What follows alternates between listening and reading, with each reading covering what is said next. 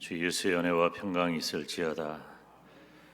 2021년 물론 송구영신 예배가 우리에게 있지만은 금년도 마지막 공적 예배에 나오신 여러분에게 우리 주님의 은혜와 사랑과 평강이 함께하기를 간절히 소원합니다. 오늘 말씀은 바울의 마지막 당부. 이 디모데후서는 사도 바울이 로마의 감옥에서 기록한 글이죠. 이 글을 기록하고 바울은 이제 참수당해서 순교합니다. 특별히 오늘 디모데후서 4장은 마지막 중에 마지막이다. 바울의 당부가 기록이 되어져 있습니다. 그러니까 굉장히 중요한 그런 말씀입니다. 디모데후서 4장은 얼마나 바울이 복음을 소중히 여기고 또 예수 그리스도 안에 있는 교회를 귀하게 여기는지 디모데후서 4장에 고스란히 그 부분이 잘 드러나 있죠. 특별히 여기 1절 마지막 부분에 보면은 엄히 명한다 그랬어요. 우리가 1절 한번 읽어볼까요? 시작. 하나님 앞과 산자와 죽은 자를 심판하실 그리스도 예수 앞에서 그의 나타나실 것과 그의 나라를 두고 엄히 명하노니. 지금 이 글은 디모데 전서와 함께 디모데에게 보내는 편지죠. 그러니까 디모데는 이 디모데후서 1장에도 언급하고 있는 대로 바울 사도가 너무너무 사랑하는, 그리고 동역자요 믿음의 아들이요 제자인 디모데예요. 그러니까 아낌없이 디모데에게 필요로 한 모든 것들을 다 남겨두고 싶은 바울의 본심이 드러나 있습니다. 그런데 바울이 사역자로서 남겨줘야 할 가장 중요한 건 무엇일까요? 교훈된 말씀 아니겠습니까? 우리는 2021년 한 해를 지금 마감하는 시간에 서 있습니다. 제가 한 해를 마칠 때마다 그런 생각을 늘 하는데, 언젠가 우리의 인생의 마지막이 다가오게 될 터인데 그 다가올 우리 인생의 마지막을 복되게 준비하는 한 과정이다. 굉장히, 그러니까 한 해를 이렇게 마감하고 새 해를 준비하는 것은 굉장히 우리들에게 신령한 유익이 된다는 것이죠. 이 바울의 마지막 당부가 금년 한 해를 잘 마감하는 저와 여러분에게 의미 있는 교훈이 되시기를 주님의 이름으로 축원합니다. 이 바울의 마지막 당부는 첫째로 너는 말씀을 전파하라 그랬어요. 2절 같이 읽습니다. 시작. 너는 말씀을 전파하라. 때를 얻든지 못 얻든지 항상 힘쓰라. 범사의 오래 참음과 가르침으로 경책하며 경계하며 권하라. 아멘. 참 성경 번역이, 어제도 이제 몇몇 목사님들하고 그런 성경 번역에 대한 얘기를 좀 나눴습니다마는 이 번역본이 우리나라에도 벌써 몇 개가 있어요.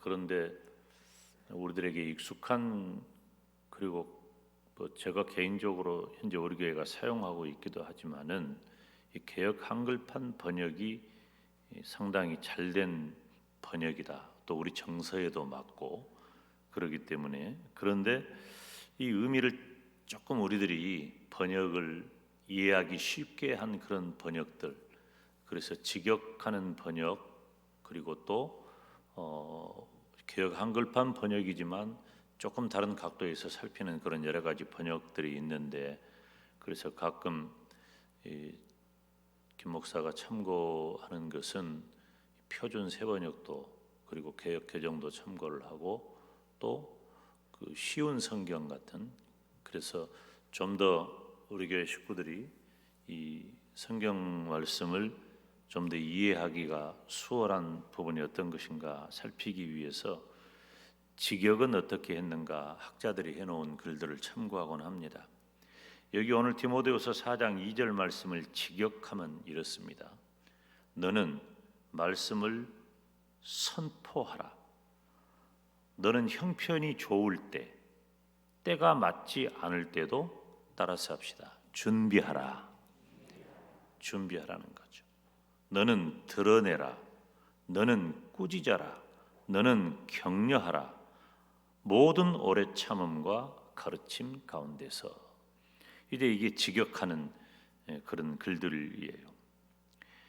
간결하게 말씀을 드린다면은 구원받은 성도는 어떤 상황과 고난 가운데서도 말씀을 전파하는데 게을러서는 안 된다는 것입니다. 여러분 지금부터 2000년 전에 이 로마의 감옥에서 바울이 오늘 본문인 디모데후서를 기록하고 있는 그때에도 바울이 왜 감옥에 있겠어요? 그리고 이 글을 기록한 다음에 바울이 왜 참수당에서 순교의 자리에 들어갔겠어요? 바로 말씀을 전하는 것 때문에 그런 겁니다. 혼자 조용히 예수님을 믿는 사람은 순교당할 일이 없죠. 자기밖에 모르니까 조용히 누구 드러내지 아니하고. 그런데 바울은 말씀을 전파한 사람이란 말이에요. 그 말씀을 전파하기 때문에 바울은 지금 감옥에 갇혀 있고 얼마 지나지 않아 죽게 된 거예요. 나중에 글을 보면 다 알지만 바울은 이미 자기의 생명이 다 되었다는 것을 이미 인지하고 있었어요. 뭐 때문인가?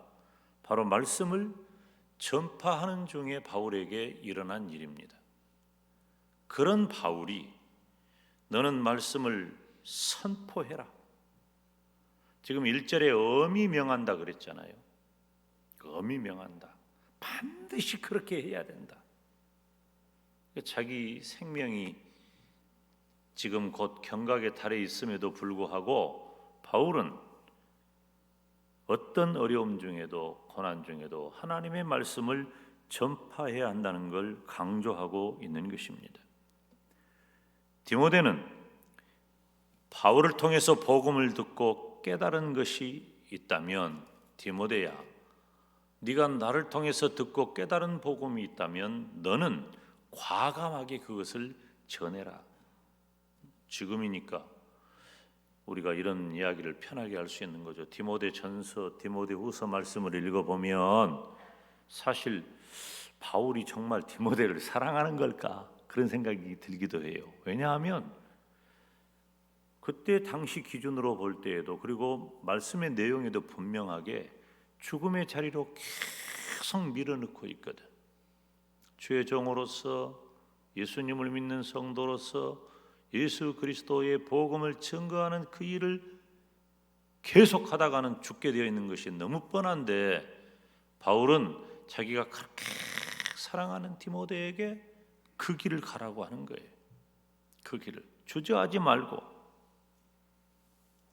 그런데 여기 그 말씀이라고 그랬잖아요.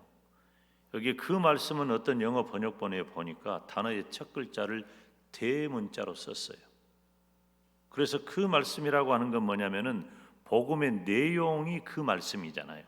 근데 그 말씀이 뭐냐면 바로 예수 그리스도께서 복음의 내용이라고 하는 것을 부각시키기 위해서 단어의 첫 글자를 큰 글자 대문자로 썼다. 그러니까 바울 사도가 스스로도 일생을 헌신했던 것이 바로 예수 그리스도의 복음을 전하는 것이었고, 그리고 자신의 생명이 다한 그 상황에서 자기의 믿음의 아들이요 형제요 제자요 동역자인 디모데에게 강력하게 권고하는 것은 예수 그리스도의 복음을 전하라는 겁니다.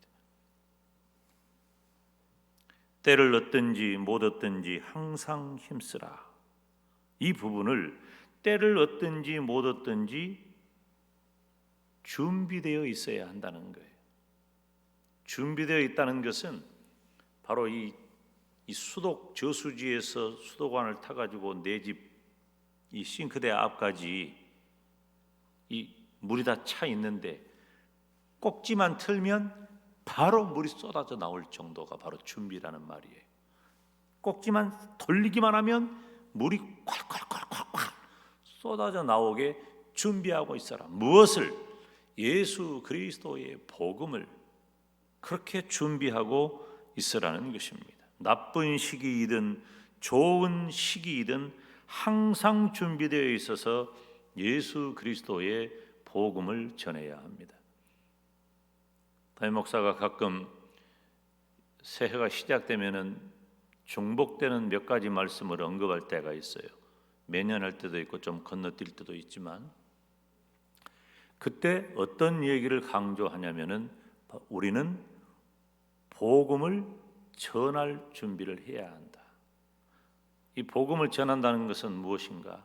내가 예수님을 만나기 전에 어떠했고 어떤 사람이었고 어떻게 살았고, 그리고 내가 예수 그리스도의 복음을 어떻게 접하게 되었으며, 예수 그리스도의 복음을 내가 만난 다음에 내 삶이 어떻게 변화되었는가에 대해서 내가 말할 수 있어야 된다는 거예요.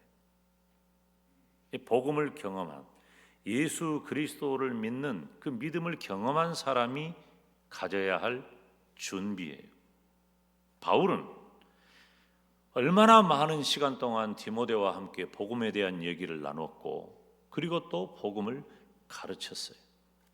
바울은 율법에 능한 자니까, 이스라엘 민족이 전통적으로 지켜온 그 율법에 능한 사람이 바울이기 때문에 율법을 복음으로 온전히 이해하지 못하는 이스라엘 민족들에게, 그리고 디모데에게 끊임없이 예수 그리스도 안에서 구약이 어떻게 해석되어져야 하고, 구약에서 그렇게 많은 사람들을 통해 그렇게 많은 순간 예언되고 준비되었던 말씀이 곧 예수 그리스도라고 하는 사실을 끊임없이 가르쳤단 말이에요.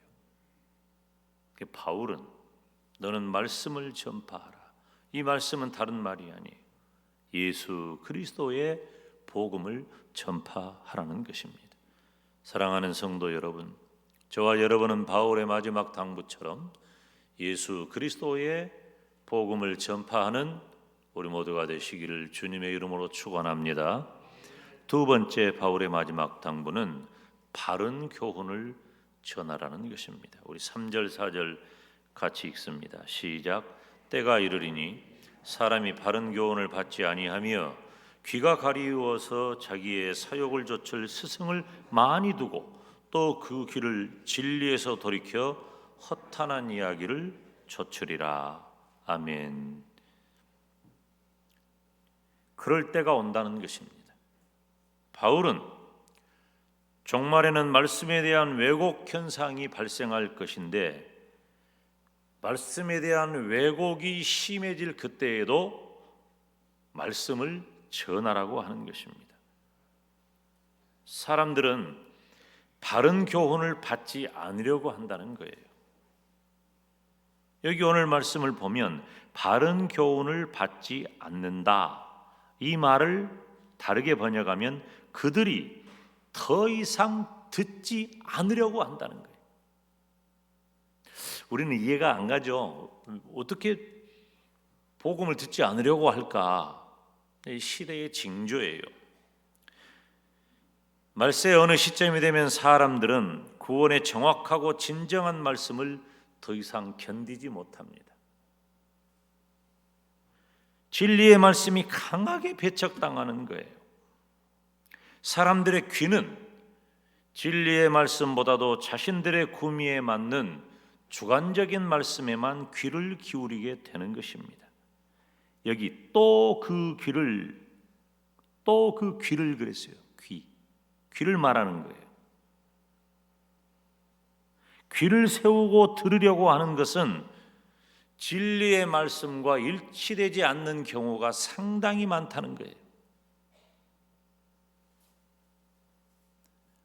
우리가 늘 예를 들고 잘 알고 있는 말씀이지만 요한복음 6장에 우리 주님께서 행하시는 엄청난 이적이 있습니다. 그것은 바로 수를 헤아리기 어려운 어쩌면 수만 명이죠. 그들이 그 벳세다 광야에 인산인해를 이룹니다. 예수님에게서 떠나가지를 않아요. 달이 저물어 가는데도 예수님에게서 떠나가지를 않아. 예수님 말씀하시면 사람들은 들어요. 참 그런 거 보면 제가 그런 생각을 또 한 적이 있어요. 질문도 했어요. 실제로 목사님에게. 우리 교회 식구들은 한 번도 그런 질문 저한테 안 하는데 제가 어떤 질문을 했냐면 목사님한테 이런 질문을 했어요. 목사님, 그러면 지금 제가 마이크 없이 여기서 이렇게 얘기를 하면 들리기는 들리죠. 저 뒤에도 마이크 없이 얘기를 하면, 그죠? 근데 뭐 이 정도 공간이니까 어느 정도 제 소리가 제가 조금 크게 하면 이 정도 공간은 커버할 수 있어요. 그렇지만 여기는 실내예요. 근데 벳세다 광야는 야외란 말이에요. 야외, 바깥이에요. 들. 그런데 사람들이 5천 명이니까 여자하고 어린아이를 포함하면 2, 3만 명쯤 되는 숫자예요. 그런데 어떻게 예수님께서 얼마나 스스로 그 확성 기능이, 공명 기능이 있으셔서 예수님이 말씀을 전하실 때 그 수많은 사람들이 모여서 예수님의 말씀을 들었을까요? 오전사님, 그거 가능할까? 마스크 쓰고 있다고 그냥 웃기만 하지 말고 그게 가능할까요? 아, 가능하죠. 대답은 간단해요. 우리 주님이시니까 가능한 거죠. 왜냐하면 우리가 일반적인 우리가 음성 체계로 생각하면 안 돼요. 우리 주님께서 하시는 그 음성과 주님의 그 말씀은 완전하신 하나님이시고 완전하신 사람이신 예수님께서 하신 말씀이기 때문에 우리의 일상적인 방법하고는 다르기는 해요. 뭐 그 얘기 하려고 지금 한 건 아니지만 아무튼 그런 이적을 경험한 거예요. 그렇게 많은 사람들이 예수님께서 말씀을 전하실 때 목에 핏대를 세워가면서 저 멀리 있는 사람 들으라고 막 아글아글 쓰면서 말씀을 전하셨겠어요? 그러지 않아요. 주님은 거의 말씀하신 거예요. 거의 대화하시듯이. 그리고 상상할 수 없는 이적. 아무것도 없는데 어린아이가 가져온 보리떡 5개, 물고기 2마리로 그 자리에 있는 사람을 다 먹인 거예요. 어떻게 이런 일이 있냔 말이죠. 사람들은 놀란 겁니다. 그리고 감동한 겁니다. 좋아합니다. 됐다. 이 예수가 우리의 왕이 되면 딱이다. 그래서 많은 사람들은 예수님을 왕으로 삼으려 합니다. 그런데 정작 당사자이신 예수님께서는 그 자리를 피하십니다. 나는 너희들이 원하는 그런 정치적인 왕 되려는 마음이 전혀 없다. 그리고 예수님께서 완전히 그들을 떠나신 것이 아니라 다시 돌아오셔서 말씀을 하십니다. 내가 너희들에게 떡을 나눠줬지야. 그 떡은 내가 너희들을 위하여 죽어야 할 내 몸인데 너희들이 내 살을 먹어야 너희들이 산다. 주님의 살과 피를 말씀하셔요. 그렇게 예수님이 나눠준 그 음식을 먹고 만족해 하면서 예수님이 임금되면 좋겠다고 했던 사람들의 반응이 뭐냐면은 이 말씀은 어렵도다. 너희라서 이 말씀을 이해할 수 있겠느냐? 이해하지 못하겠다는 거예요. 그러니까 그 말을, 그 예수님의 말씀을 안 들어요. 그때부터는 안 듣는 반응이 어떻게 나타납니까? 사람들이 다 돌아가 버려. 다 떠나가고 누구만 남았느냐? 제자들만 남은 거예요. 저는 그 장면이 참 그 죄정의 길을 가는 저에게도 의미가 있는 그 배경이기도 하고, 또 우리 주님이 이 땅에서 사역을 하셨을 때 우리 주님이시거든요. 예수님이셔요. 하나님이셔요. 하나님이신 예수님이신데 다 떠나가 버리고 제자들만 있을 때, 참 저는 그 예수님의 그 표정을, 이 드라마를 만든다면 아마 가장 그 어떻게 보면 인간적 고뇌와 허탈함과 그런 장면이 연출되지 않겠는가. 제자들에게 물으시죠. 너희도 가려느냐. 참 그 예수님의 심정을, 너희도 가려느냐. 또 이럴 때 주님의 마음을 위로할 멋진 인물 한 사람이 등장을 합니다. 베드로가 주여, 영생의 말씀이 계심에 우리가 네게로 가오리까. 들을 줄 안 거예요. 듣지 않으려고 했던, 자기들이 원하는 것만 보고 들음으로 만족하려 했던 많은 사람들은 주님께서 진짜 생명의 말씀, 진리의 말씀, 구원의 말씀, 복음을 전할 때에 안 듣고 떠나가 버렸지만, 생명의 말씀에 귀를 기울였던 주님의 제자들은 결국 어떻게 됩니까? 결국에는 다 우리 주님 십자가에 못 박혀 죽으신 것처럼 순교자가 되고 예수 그리스도의 복음을 위해 생명을 바치는 사람이 되는 것입니다. 여러분, 우리는 어떻습니까? 말씀을 통해 하나님의 뜻을 듣기보다는 자신의 이기적인 목적과 주관적인 이해에 따른 욕망만을 좇고 있지는 않습니까? 그래서 사람들은 사이비 이단들의 궤변을 즐겨하게 되는 거예요. 그런 이 요한복음 6장에 기록된 우리 인간의 적나라한 그 습성을 알고 있는 그 사단 마귀가, 그 사이비 이단 세력들이 우리를 무너뜨리려고 하는 그 궤변, 이것은 또 혹한단 말이에요. 그런 때를 우리는 살아가고 있어요. 그렇다 할지라도 성도는 바른 말씀, 진리의 말씀을 듣고 전하기를 힘써야 할 줄로 믿습니다. 사람 탓할 것 없고 시대 탓할 것 없어요. 바울은 예수 그리스도의 복음을 전하면 생명이 위태롭다는 것을 알고서도 너는 말씀을 전파하라고 강하게 권면했고, 말씀을 전하되 사람들이 듣지 않을 것이다. 그러나 바른 교훈을 전해야 한다고 당부하는 것입니다. 바울의 마지막 당부는 세 번째로 내 직무를 다하라는 것입니다. 오늘 5절 말씀 같이 읽습니다. 시작. 그러나 너는 모든 일에 근신하여 고난을 받으며 전도인의 일을 하며 내 직무를 다하라. 아멘. 자, 이 5절 말씀을 직역하면 이렇습니다. 그러나 너는 모든 것들 가운데서 신중하라. 너는 고난을 견디라. 너는 복음 전도자의 일을 행하라. 너는 너의 직무를 이루어라, 성취하라. 직무라고 하는 것은 원래 사회적인 일반 활동에 쓰입니다. 번역을 하면은 서비스라고 하는 단어예요. 원래 이 직무라고 하는 말은 서비스 한다는 거죠. 사회적인 일반 활동에 쓰일 때는. 그러나 성경 안으로 이 단어가 들어오면 신약 성경에는 교회 안에서의 활동, 즉 우리가 일반적으로 말하는 사역이라고 하는 단어로 사용됩니다.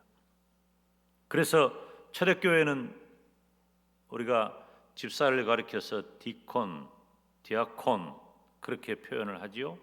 이런 고유 표현으로 사용이 되는 거예요. 대부분의 번역본은 이 부분을 직무라고 하는 단어를 미니스트리라고 하는 단어로 번역을 합니다. 왜 그랬을까? 바로 디모데가 목회자였기 때문에 그 디모데를 향한 권면이니까 디모데의 직무는 목회사역, 즉 미니스트리라고 번역을 한 거죠. 너는 충실히 이행해라. 너는 성취해라. 즉 사역을 완성하라는 말입니다. 바울은 디모데에게 직무 수행에 대해서 단호하게 명령함으로 사역을 적극적으로 수행할 것을 인식시키는 거예요. 그 일을 적극적으로 해야 돼. 우리가 직분을 맡은 분들에 대해서 우리가 맡은 자에게 구할 것은 충성이라고 하는 말을 얼마나 많이 강조합니까? 그런데 오히려 지금 디모데후서 4장에서는 바울은 그것을 좀 더 강화시켜서 네가 맡은 그 일에 대하여 완성하라고 하는 것입니다. 내 직무를 다하라. 사랑하는 여러분, 바울은 자신의 고백대로 이제 세상을 떠날 때가 가까웠습니다.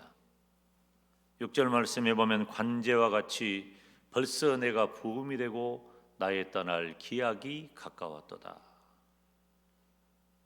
바울의 심정이 어떠했을까요?